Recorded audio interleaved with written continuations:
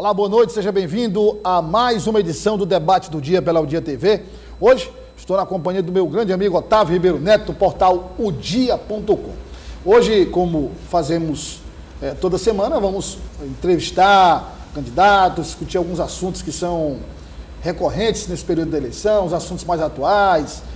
No início da semana nós tivemos a desistência do candidato a senador pelo Patriota Dom Lote, ainda persiste a impugnação da candidatura de Jesse Lima, um assunto que ainda vai ser discutido em outra instância. Ela recorreu e aí tem que se esperar o posicionamento da segunda instância. Ela continua a campanha dela.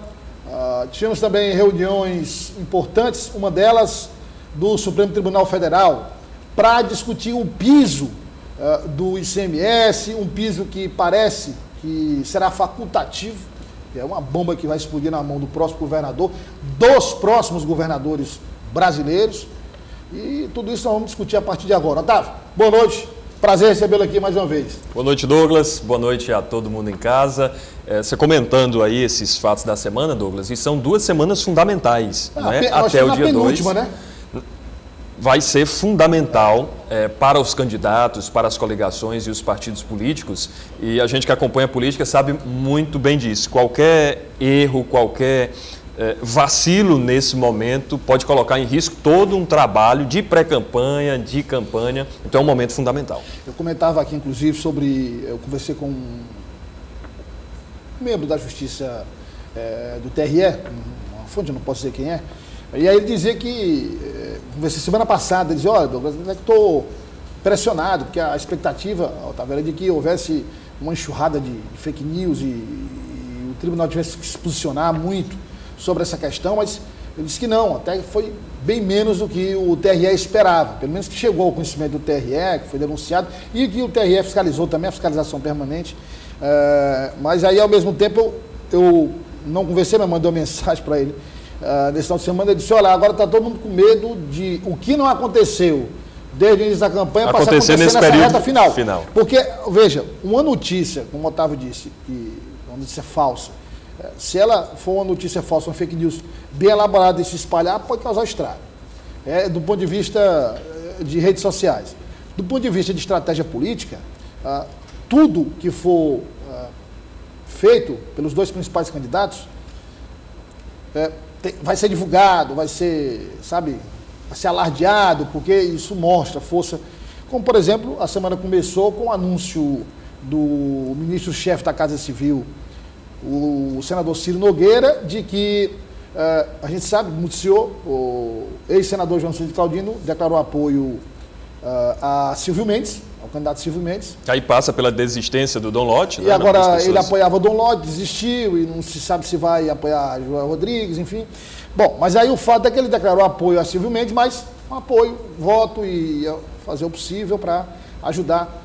Só que agora, a pedido do ministro Ciro Nogueira, depois de uma conversa, ele vai participar da campanha. Então foi muito anunciado, todo mundo acompanhando no início da semana. Quer dizer, estratégia da oposição. A situação também está preparando suas estratégias. Então é uma estratégia sendo jogada, a outra obrigatoriamente tem que dar uma resposta, porque senão fica para trás. E essa vigília, e vai chegar aquele momento, como é uma partida de futebol, por exemplo, uma final de campeonato, que está no segundo tempo da prorrogação. Ninguém quer mais nem fazer gol. Todo mundo quer evitar tomar gol, né? Então quer evitar tomar um balão no final. Aí, e eu não duvido, viu, Otávio? Eu acho que essa campanha está muito acirrada no aspecto também de divulgação, de redes sociais, de notícias. Acho que as coligações devem estar se preparando para algumas estratégias pesadas para o final. Viu? Eu produzi um material essa semana, Douglas, dizendo que o acirramento da campanha Silvio e Rafael teve início já pelos jingles de campanha. Né? A música vai ser de lapada, vai ser taco, pegou pressão, enfim, são termos que você inflama a militância num momento fundamental da campanha eleitoral. E aí o outro pega, essa que você falou foi do Rafael, né?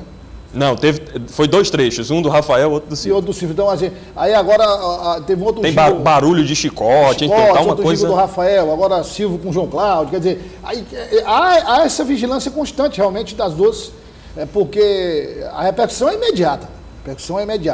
Agora, um assunto que nós tratamos também na última edição do Debate do Dia, que eu não vou tratar aqui, mas só para... É preciso, a Justiça Eleitoral precisa discutir e normatizar a questão das pesquisas eleitorais. O que está acontecendo nessa eleição é um verdadeiro absurdo, absurdo. Porque eu vou dizer de novo, se você observa o cenário nacional, no cenário nacional você tem diferenças entre institutos, mas não são diferenças tão gritantes, né? Um dá um pouco mais, outro dá um pouco menos, mas não são diferenças tão gritantes. Aqui no estado do Piauí, você tem Rafael Fontelo de um lado, com uma pesquisa, ganhando o primeiro turno. Um dia depois, Silvio Mendes divulga outra, ganhando o primeiro turno e vice-versa. Quer dizer, como é que pode? Como é que pode? Só um candidato vai ganhar. Só existe um governador do Piauí, não existem dois. Não é?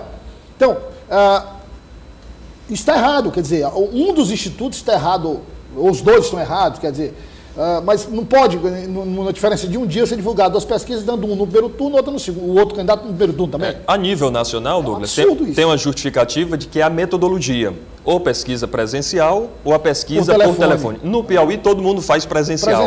Então não tem porquê, não tem justificativa. Aí passaria, primeiro, passaria por uma estrutura, não sei, eu estou chutando aqui, uma estrutura mínima de cada instituto, teria que ter uma estrutura mínima, você teria que ter um número mínimo de entrevistados proporcionalmente de acordo com cada estado, ou seja, estabelecer critérios, vários critérios, que precisam ser obedecidos para que o instituto seja habilitado a fazer e divulgar pesquisa.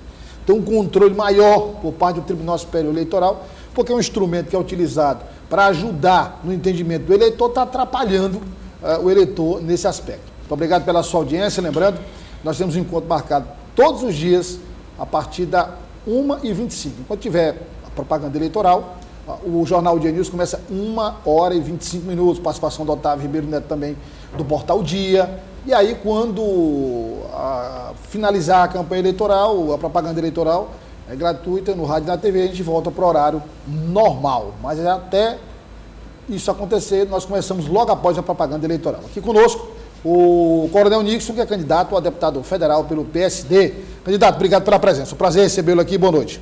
Boa noite, Douglas. Boa noite, Otávio. Parabéns pela excelência do debate do dia. Satisfação, muito feliz em retornar aqui à TV O Dia e um programa assim, um projeto tão bacana como eu tenho acompanhado e hoje estar aqui presente é uma honra. Voltando à sua casa, né? Casa que é do Coronel Nixon. Candidato, vamos começar falando aqui de algumas propostas. Eu queria começar falando de uma área que hoje é vital, assim, sempre foi, mas tem sido mais falada, tem sido mais discutida, que é a segurança pública, que é a sua área. A área de segurança pública, que o senhor tanto estuda, inclusive o Coronel Nixon tem um quadro, né, que foi suspenso, obviamente, por conta da propaganda eleitoral, mas falando de segurança, a gente, toda quarta-feira, comentava assuntos de segurança.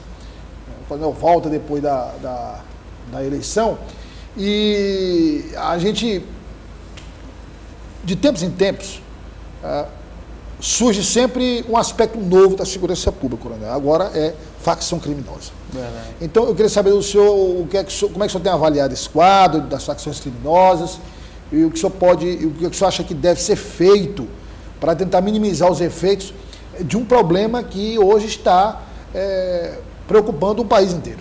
Verdade. Olha, como falou, segurança, né? Realmente não tem como fugir desse assunto. É um assunto que faz parte da nossa realidade. Todos nós, né, estamos preocupados com a segurança. Infelizmente, a nossa capital, Teresina, apesar de ser uma das menores capitais do país, hoje ela já está aí com os números negativos, como uma das 5 onde a violência mais cresce, mas tem crescido. Isso é assustador para nós que vivemos aqui. Nós precisamos mudar o que está sendo feito, precisamos melhorar muita coisa para mudar essa sensação. Todo dia a gente abre o Jornal Dia, a gente sempre vê notícias lá, assaltos, homicídios. Os homicídios estão crescendo e muitos desses homicídios são de facções.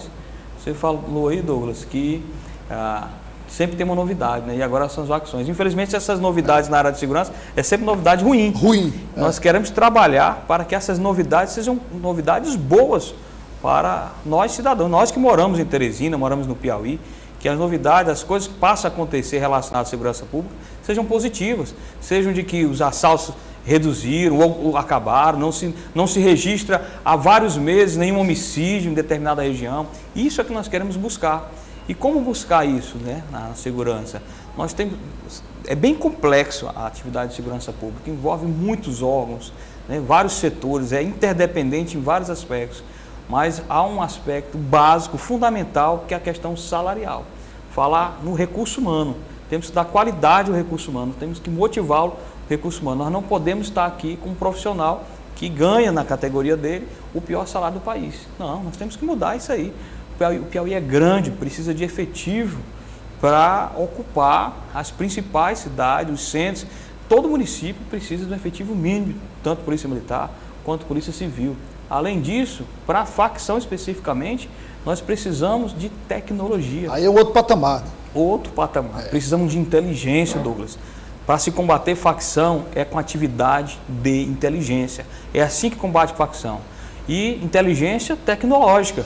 Existe muita tecnologia aí disponível pelo mundo afora, e no Brasil já tem vários estados que usam tecnologia que a nossa Polícia Civil pode utilizar para fazer investigações, a Polícia Militar pode fazer para fazer trabalhos de operações de inteligência. Por que não? É isso que está faltando, é isso que nós temos que pensar em investir. É importante a viatura, o colete, o armamento, claro, tem que ter, não estou dizendo para não ter, tem que continuar tendo.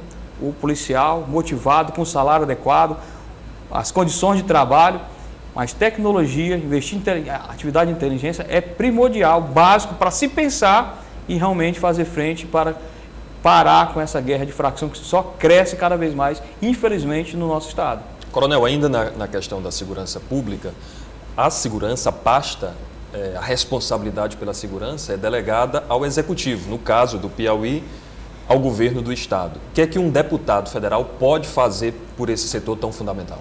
Olha, nós temos a criação de leis, projetos, emendas, e está ali sempre buscando conversar, negociar, puxar, fazer o executivo entender da importância, de como eu falei, de que tenha profissionais qualificados. Recurso humano, efetivo mínimo, é importante convencê-lo, trazer números, trazer dados, trazer palestras, mostrar para o executivo a importância de se investir no recurso humano, seja na quantidade, seja na qualidade. É importante. Mas eu costumo falar, Douglas, nós já discutimos várias vezes em outras oportunidades, a questão de se combater a criminalidade, reduzir os números da violência, investindo também em ações que antecedem o crime. Né? Pensar na prevenção, em ações preventivas, como, por exemplo, investir em educação.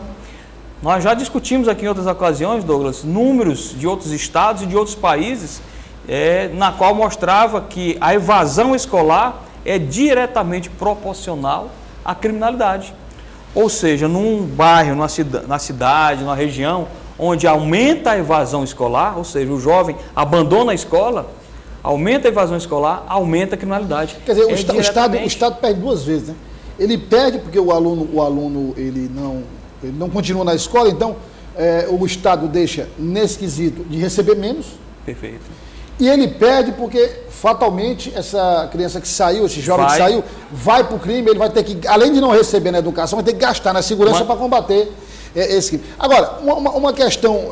Uma criança fora da escola é uma criança que vai alimentar a facção, vai ser um integrante da facção. O senhor falava, o Otávio falou o senhor coronel do Exército, enfim...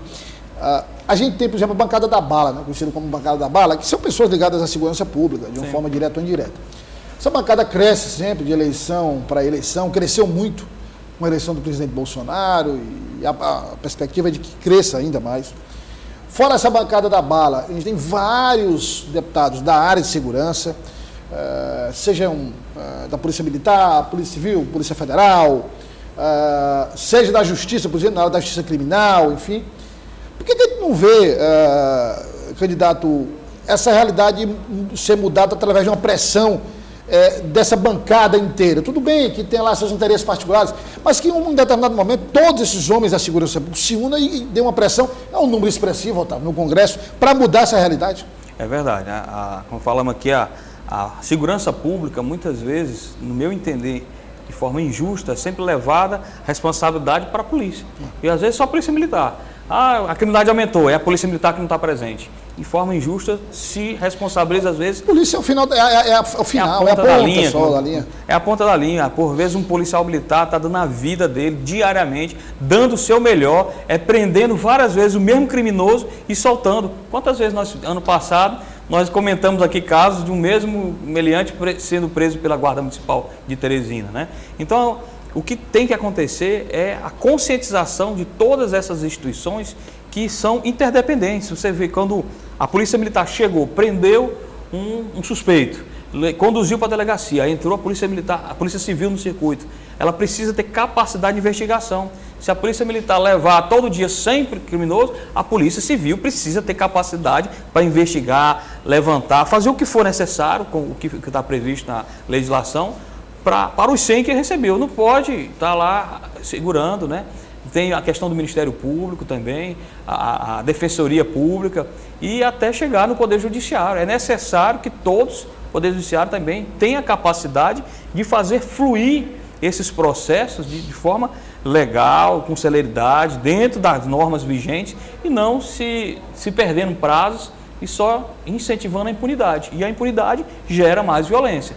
Né? Da mesma forma, o sistema prisional. Então, há todo uma sequência, um projeto onde todos são interdependentes. E, por vezes, nós percebemos que algumas instituições querem agir de forma independente, quando, na verdade, a estrutura que cada uma dessas instituições que nós citamos, elas precisam ser estruturas, capacidade de trabalho coerente com essas outras instituições. Então, cada uma tem que ter. E isso é necessário e nem sempre isso acontece. O Legislativo Federal pode incentivar, pode produzir isso aí, através de leis, de debates, trazendo isso para tratativas com a população, melhorar essas questões da segurança pública, as instituições realmente trabalhar em conjunto, né? É isso que nós acreditamos. Dentro desse organismo da segurança pública tem uma peça fundamental que são as guardas civis municipais. O senhor foi coordenador da guarda aqui em Teresina e deixou, após, pareceu pelo menos na imprensa, Douglas, depois que o doutor Pessoa não cumpriu boa parte... Nós saímos por falta de apoio, falta de estrutura mesmo. Por falta de estrutura. Foi que você planejou, quando assumiu o cargo lá no início, que não foi possível colocar em prática? Olha, foi uma promessa de campanha do prefeito, nós acreditamos nesse convite, e foi isso que nos conduziu para lá, que era a criação de uma Secretaria de Segurança Pública. A secretaria até hoje não foi criada. Tinha a Disneylândia também, ele também esqueceu, não foi só a Secretaria de Segurança Pública, não. Mas a secretaria é uma coisa viável. Eu percebo que é necessário até. Existem outras capitais que têm uma secretaria. Mas o que faltou, coronel? Foi iniciativa mesmo? Vontade política do prefeito, porque ele criou outras secretarias, né? Criou a Secretaria de Defesa Civil, criou uma outra de agricultura, um negócio assim. Mas não criou a segurança pública, né? Talvez aí por desconhecimento, por não acreditar nisso, entender que a segurança pública é responsabilidade de todos. E eu volto no que eu falei inicialmente. Quando falo segurança pública, Otávio, muita gente, de forma equivocada, pensa que segurança pública é responsabilidade apenas da Polícia Militar. E não é. Há muita responsabilidade, inclusive nós falamos da educação. E a educação é uma parcela significativa, não só do Estado, mas do município. Projetos sociais, é importante ter projetos sociais. A criança tem que gostar da escola, evitar a evasão escolar. Ela tem que gostar da escola, não só ir lá para aprender a matemática, a história, enfim, mas tem que estar lá também para atividades esportivas, sociais, culturais. Candidato, dentro da escola também eu fico pensando, eu tenho duas questões aí, só uma observação, né? A questão da Disneylândia não foi feita, porque também não foi necessário fazer, né? A própria prefeitura virou uma Disneylândia, então não há necessidade de fazer mais a Disneylândia em Teresina. Mas voltando à questão da segurança, o que eu acho é que algumas questões curriculares deveriam ser levadas em consideração. Por exemplo, questão, não é que aquilo seja uma matéria que reprove, uma matéria que... mas que seja obrigatória, que o aluno assista, que o aluno faça a medição do conhecimento do aluno. Perfeito. Então, assim, finanças pessoais, a questão de... Você imagina só, quantas pessoas às vezes se tornam excelentes profissionais, mas são pessoas que não sabem administrar o próprio dinheiro. Perfeito. As pessoas não conseguem, Otávio, não conseguem. Se olha um médico, por exemplo, dá um exemplo, um médico. O médico é conceituadíssimo, o médico top na profissão. Profissão bastante seletiva, não, ali né? As cirurgias são caríssimas. O salão médico não, porque não sabe administrar. Essa questão do tráfico de drogas, o assédio pelo tráfico, pelas facções, quer dizer, essas questões mais presentes no dia a dia, eu sempre criar uma disciplina, sei lá, uma só, e dividir em várias partes do conteúdo e tratar desses assuntos para que a criança já nos primeiros anos tivesse essa noção, porque às vezes ela vai ter o contato com este tipo de problema da forma mais negativa, que é ou participando, ou alguém da família participando, ou tendo, por exemplo, algum familiar morto pelo tráfico de drogas pela facção. E é o que já está acontecendo, né? Aí ela vai dizer, tem facção criminosa, mas nunca me disseram isso, quer dizer, era para ter conhecimento desde cedo. Exatamente. E essa questão da educação, tem uma discussão, um debate que eu ainda vejo, que é a questão, quando eu vejo dois profissionais de educação discutindo a questão do celular na sala de aula, se deve ser aceito ou não. No meu entender, Douglas e Otávio, quando entra nessa discussão, já está mostrando que, de fato, a sala de aula que nós estamos está completamente perdida no seu tempo. Porque o celular é uma tecnologia do século XXI, né? E o que é que você faz com o celular hoje? Você faz de tudo, você assiste filme, você paga a conta, você pode assistir aula, né? Você faz tudo nessa tecnologia, até telefone. E na sala de aula... o telefone hoje é menos telefone. Às vezes você até esquece que usa o aplicativo, né? Mas a sala de aula de hoje, Douglas, ela é a mesma sala de aula que o meu avô estudou quando era criança. Você tem muitas escolas que não usam giz. A lousa em giz é um negócio... Mas você vê que a sala de aula é uma sala, os alunos sentados de frente para o professor ou uma professora aqui na frente, um quadro, um giz ou um pincel. E aqui, abra um livro na página tal, exercício número 3 e faça. Cara, isso aí já não dá mais. Eu fico imaginando, por exemplo... Isso aí não é educação do século XXI. Não, eu fico pensando, candidato, nós noticiamos na segunda-feira passada a liberação do 5G em Teresina. Sim. A 5G é tecnologia mais moderna na área de internet. O celular não chegou ainda não. Pois é, a maioria dos celulares não tem esses, mas celulares modernos não tem. Então, eu fico pensando o seguinte, me veio a cabeça aqui, biologia, estudo de célula, por exemplo. Então, normalmente você vê lá no livro, a célula dividida ao meio, né, a parte interna da célula. Certo. Mas ali você tem uma visão única ali, só de um lado. Você imaginou que era, por exemplo, usar em sala de aula um telão como esse no lugar da lousa e você ter uma célula tridimensional? Mostrar como é a célula por dentro, como é que é o funcionamento. Isso é um exemplo da tecnologia. Mas não, como o candidato disse, quer dizer, você ainda tem a evolução, não, pelo menos é acrílico, usa um pincel, mas não é mais Douglas, isso. Hoje você chega, qualquer criança, 5, 6, 7, 10 anos de idade, pega um celular e dá uma aula para o seu pai, para sua mãe, para o seu tio. Não, mamãe, não é assim não, vou lhe ensinar como é que faz dessa tecnologia.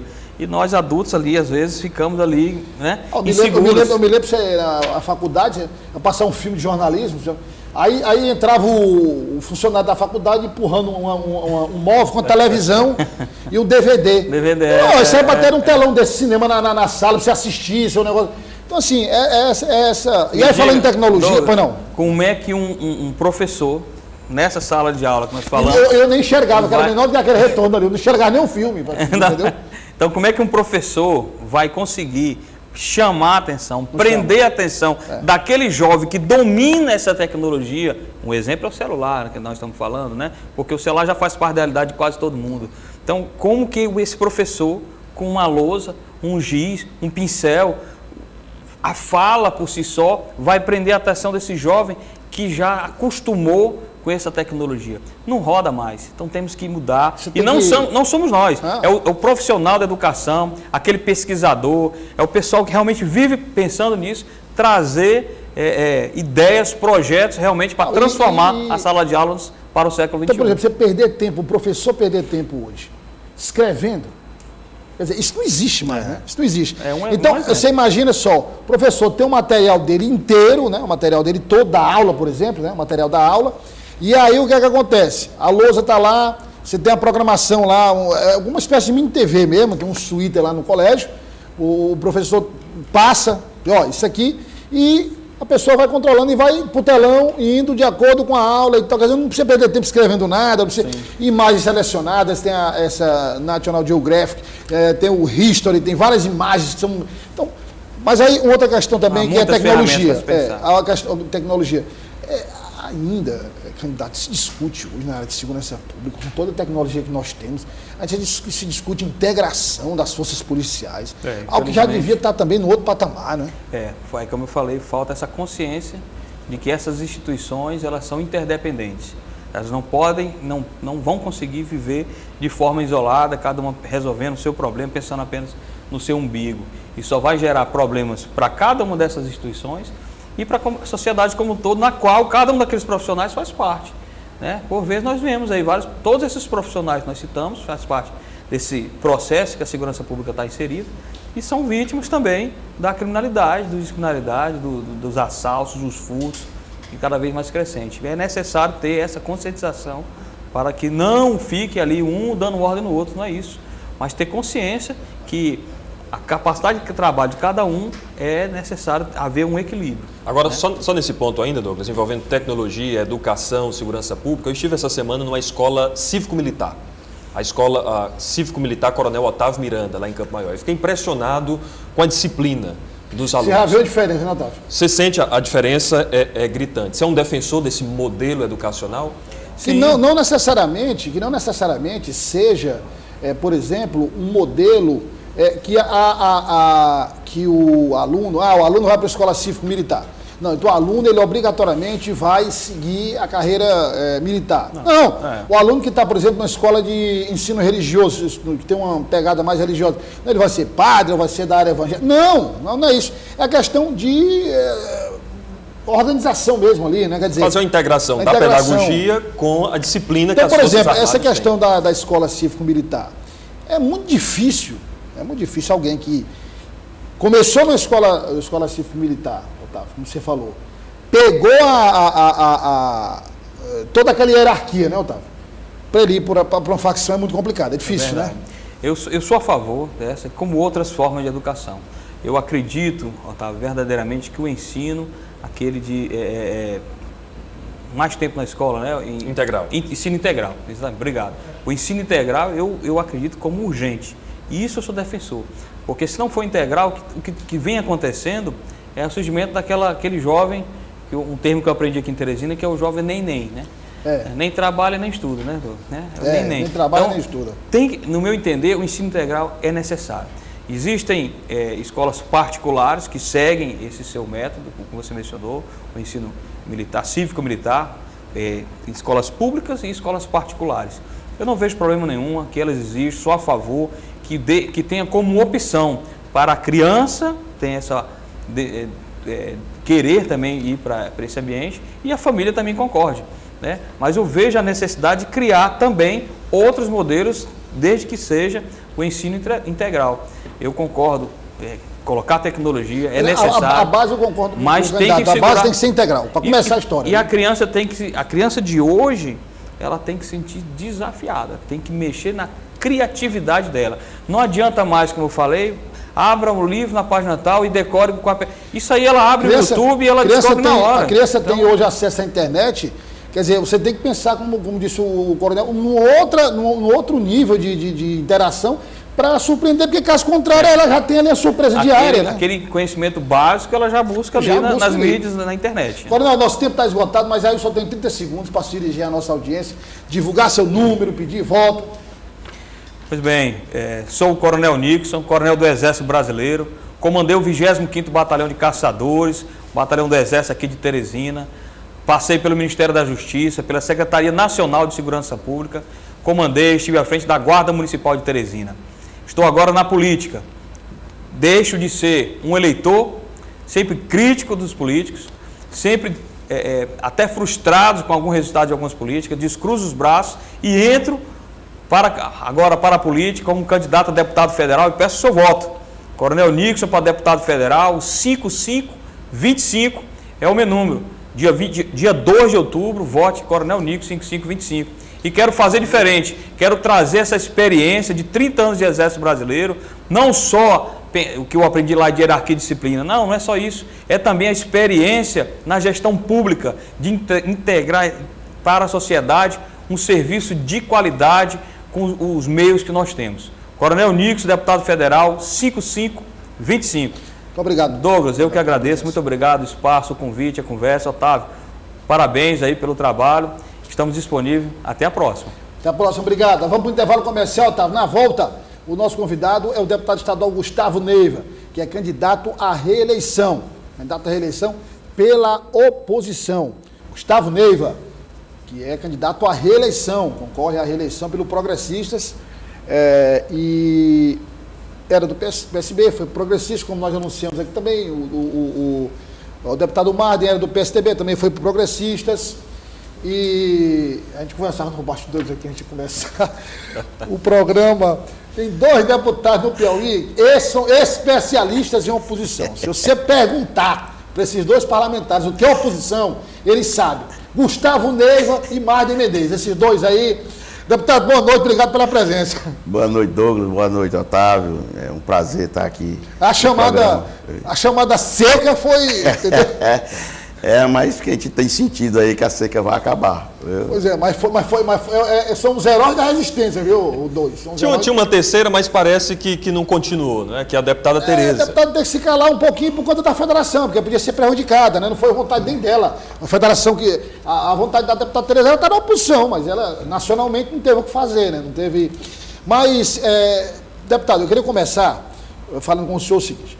O senhor teve que deixar seu partido, o PSB, o senhor teve que ir Progressistas, juntou-se o deputado Martin com vários outros e tal.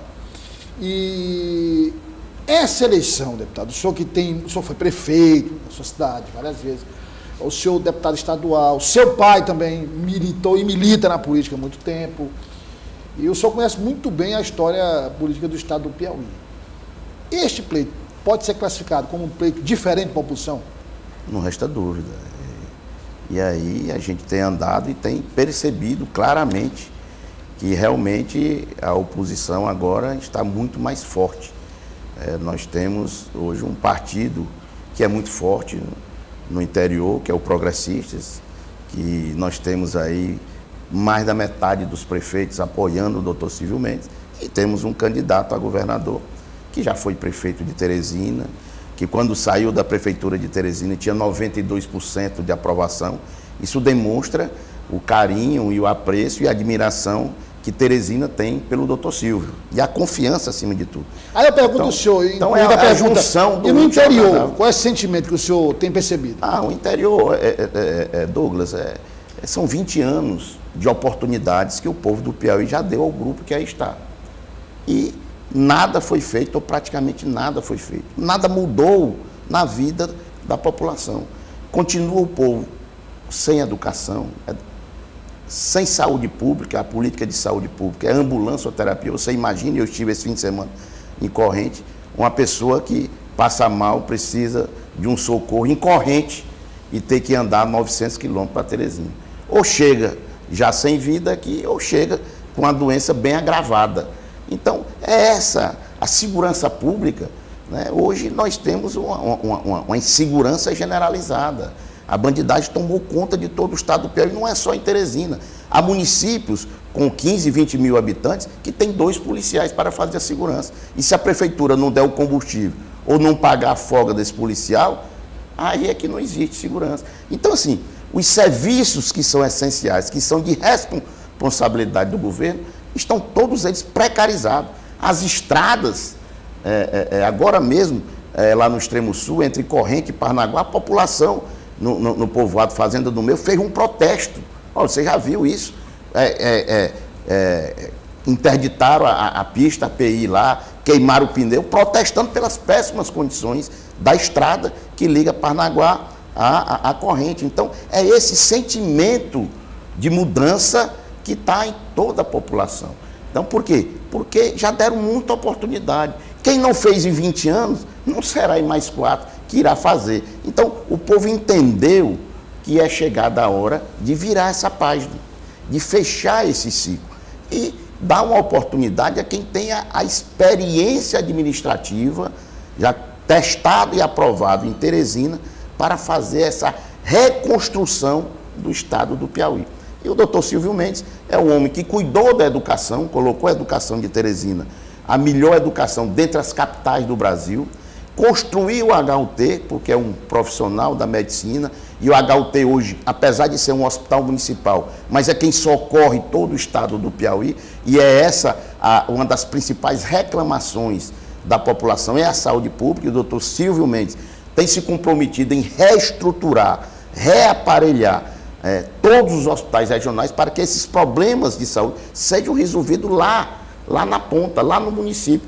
Então, é esse sentimento, e por onde nós temos andado, nós temos percebido, né, que esse volume tem aumentado e o doutor Silvio Mendes caiu na graça da população e certamente será o nosso próximo governador. Falando de eleição estadual, deputado, a estratégia da oposição, essa oposição ligada ao senador Ciro Nogueira, foi reunir todos os candidatos a estadual em uma mesma chapa. Eu sei que é cedo ainda para fazer uma avaliação dessa estratégia, porque a eleição ainda não ocorreu. Mas, previamente, qual é a avaliação que você faz dessa chapa de estadual? Primeiro, foi a própria legislação atual que impôs isso, né? Acabou-se com as coligações, obrigando o fortalecimento dos partidos. E o principal partido da oposição a nível proporcional é, sem dúvida, o Progressistas, né? E eu acho que é uma estratégia válida. Nós não temos dúvida que hoje nós temos 6 deputados estaduais, 6 vagas de deputados estaduais, e já estamos brigando possivelmente pela 7ª vaga. Tão consolidada que há, e a gente vê o volume dos candidatos. É uma chapa muito forte e certamente fará grande número de deputados estaduais, como também uma chapa de deputado federal que também é muito forte. Nós vamos fazer de 2 a 3 deputados federais. Agora, esse número que o deputado coloca, Douglas, não é capaz de dar maioria ao candidato Silvio Mendes caso seja eleito. O senhor é um homem experiente no Legislativo também. Qual seria a estratégia, Silvio Mendes sendo eleito, qual a estratégia para formar a maioria? Se considerar 7, não, tá, fica com 23 para a situação. Assim, a oposição. No caso, aqui considerando, como o deputado disse, o governador sendo Silvio Mendes, elegendo 7, ficam 23 como é que faz para criar maioria? Como é que cria essa base, essa governabilidade? Isso faz parte da democracia, né? É claro que o doutor Silvio, em sendo eleito, e primeiro nós vamos pensar na eleição dele, nas propostas que nós estamos andando, a governabilidade vai se construir após a eleição, né? Eu acho que nós temos que focar agora, inicialmente, realmente em levar essa mensagem do doutor Silvio, levar essa mensagem da nossa chapa. Para você ver, a nossa chapa majoritária, ela é bem plural, né? Nós temos o doutor Silvio com a experiência administrativa adquirido ao longo de muitos anos de administração, Teresina, um homem sério, honrado, mãos limpas, ficha limpa, honesto, que são grandes predicados. Tem ao seu lado uma mulher, porque nós da oposição reconhecemos a importância da mulher na política. A mulher é a maioria do eleitorado do Piauí, e nós reservamos uma vaga na chapa majoritária a uma mulher, para que ela, ao lado do doutor Silvio, possa levar para o governo a sensibilidade feminina, a sensibilidade de mãe, de filha, de irmã, né? Então, a sensibilidade da mulher, que vai estar ao lado do doutor Silvio nessa missão de reconstruir o Piauí. Temos o outro membro da nossa chapa majoritária, Joel Rodrigues, né? Um homem de origem humilde, simples, como é a grande maioria da origem dos piauienses. Um homem de muita luta, de muitos obstáculos, de muitos desafios, de muita superação, mas, acima de tudo, uma história de vida vitoriosa. O homem já foi vereador 3 vezes de Floriano, deputado estadual, inclusive comigo na Assembleia Legislativa, 4 vezes prefeito de Floriano, um negro. Não? Então, assim, nossa chapa majoritária está bem representativa e certamente é a melhor opção para o estado do Piauí. Vamos dar esse voto de confiança a essa chapa majoritária que certamente o Piauí ganhará. Deputado, vamos já falar de algumas propostas do senhor. Antes, ainda uma última pergunta uma pergunta geral sobre a eleição. Nós estamos no meio da semana, terminando essa penúltima semana, vamos entrar na última semana, já é a semana da eleição. Então, a gente sempre comentando aqui sobre estratégia, a gente sempre diz o seguinte: qualquer conquista agora vai ter um impacto enorme, vai ter um resultado, assim, em termos de mídia, muito grande.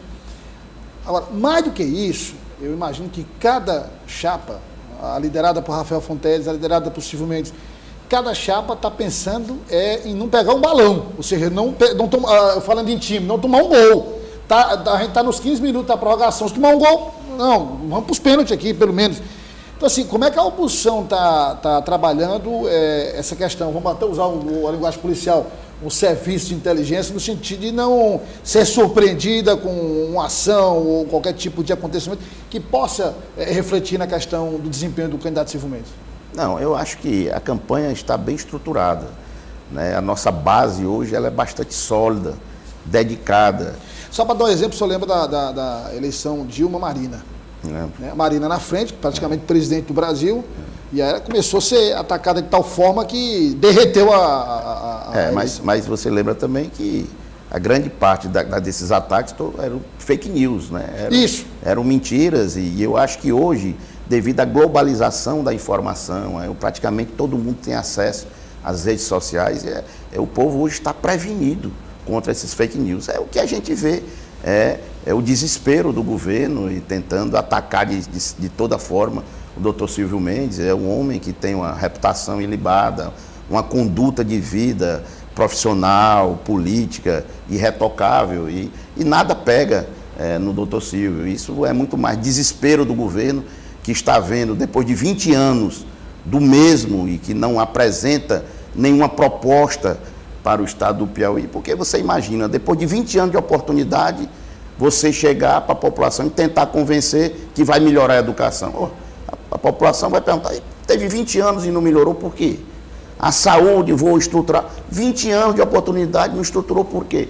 Então, não, a única arma que o governo tem é tentar, através dessas fake news, né, atingir a nossa campanha. Mas a nossa campanha está blindada, está nas graças da população, nas mãos do povo. E como eu disse, nesse mundo globalizado, essas fake news, essas mentiras não irão, de forma alguma, contaminar esta caminhada vitoriosa, essa caminhada que tem contagiado, empolgado e tem, acima de tudo, Douglas, reacendido a esperança de dias melhores do povo do estado do Piauí. A gente vê por onde a gente anda no semblante das pessoas, né, na emoção com que as pessoas nos recebem nos municípios. A gente vê essa confiança que está sendo depositada no doutor Silvio Mendes, na Iracema e no Joel.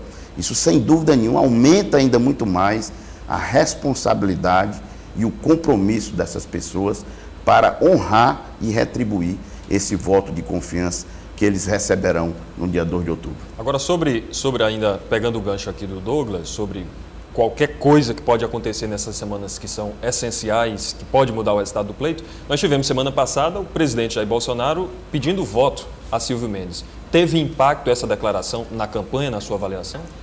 Eu vejo que não. Deixa eu lhe dizer, o doutor Silvio tem deixado bem claro que qualquer que seja o presidente... O candidato não rejeita voto. Qualquer que seja o presidente, ele irá sentar com esse presidente, irá levar as demandas do nosso Estado, irá discutir com esse presidente, irá atrás dos recursos.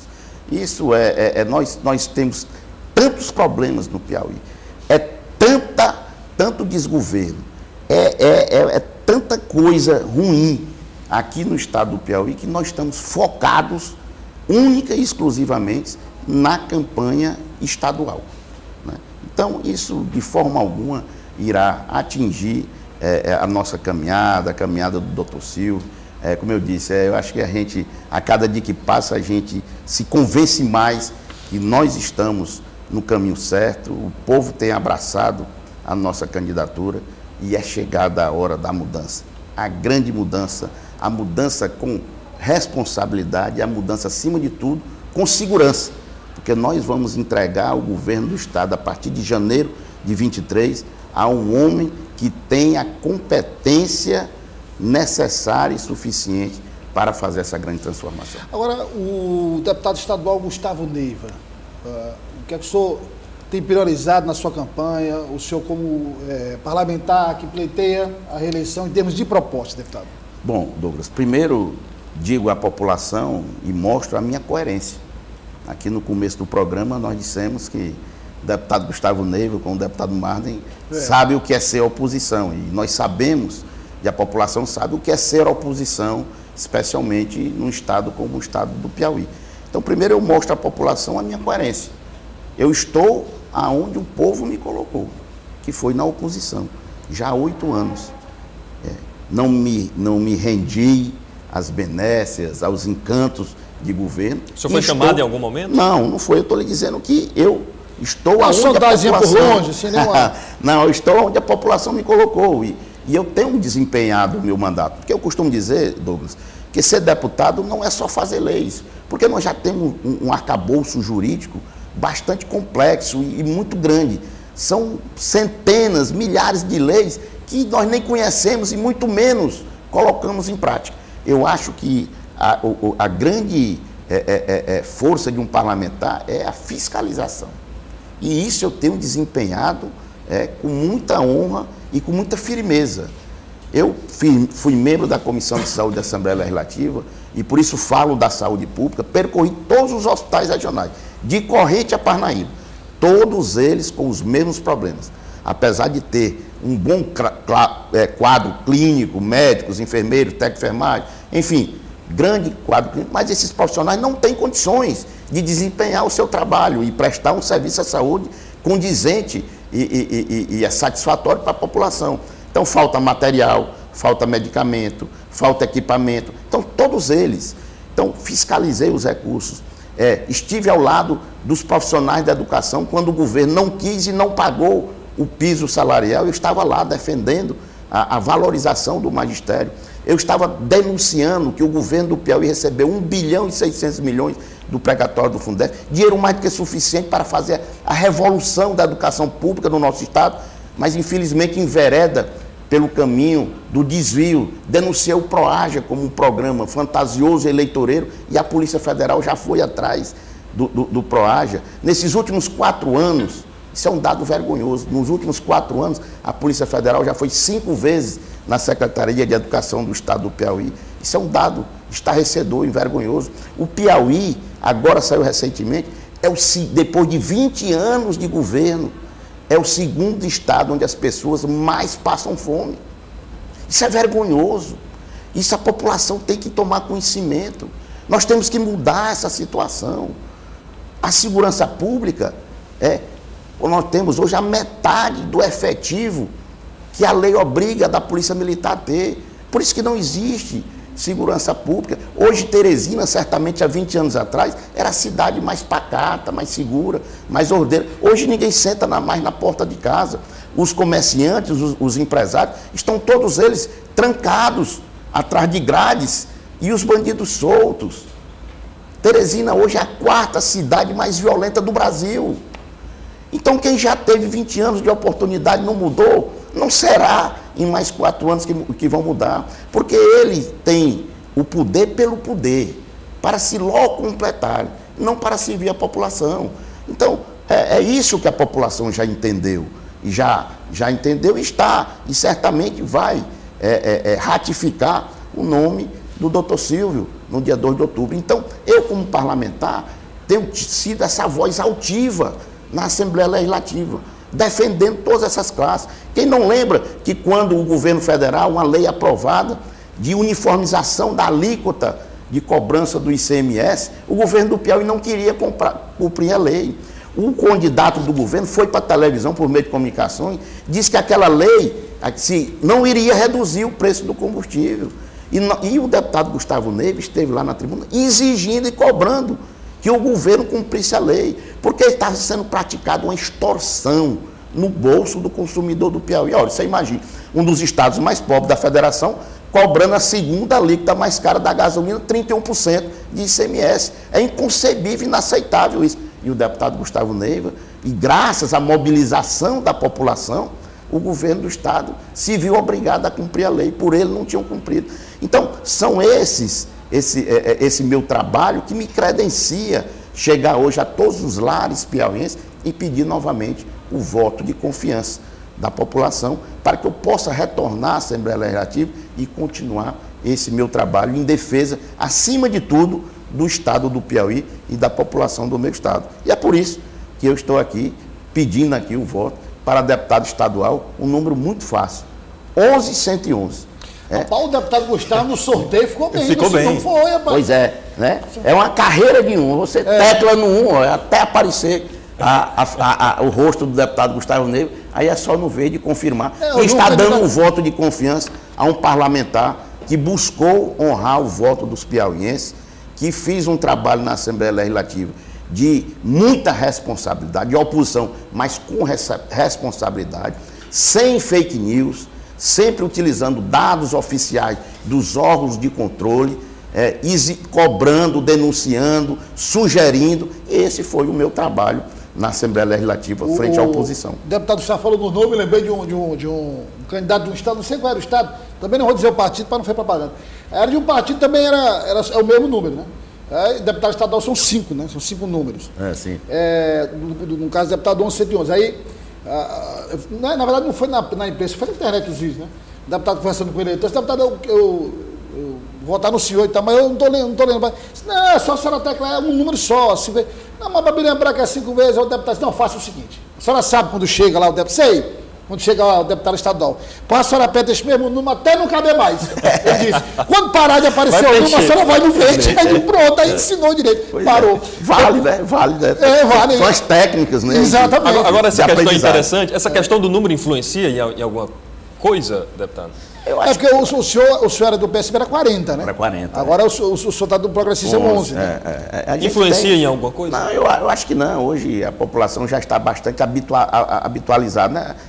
A urna já assimila mais? Já vem há muito tempo com o processo de urna eletrônica e a pessoa sempre tem o direito de levar a colinha, que geralmente são 5 candidatos. Você vota federal, estadual. O senhor era 40... 555. 555. Agora, quer dizer... 11.111. 11.111. Agora, deputado, essa conversa com a população, né? Por exemplo, a gente vê, por exemplo, a chapa governista falando muito dos números do ex-presidente Lula no estado do Piauí, que são os números muito altos e tal e tal.